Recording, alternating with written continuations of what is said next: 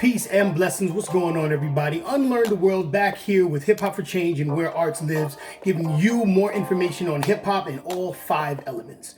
So when hip hop started back in the early 70s, as it started becoming increasingly popular, all the hip hop jams throughout the Bronx and the rest of New York, people wanted to figure out how to condense and control this new form of expression, and they broke it down into 5 elements as well as 4 principles. So the 5 elements start as follows: DJing, because hip hop started with the DJ, followed by MC, which was the party host who came and got the crowd hyped, followed by breakdancing, as well as graffiti art, with all the art that was going on not only in the jam itself but in the city.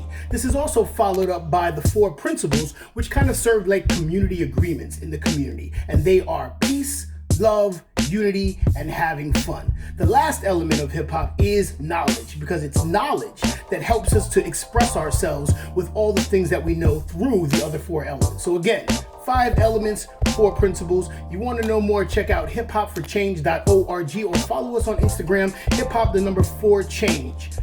Unlearn the World, peace and love.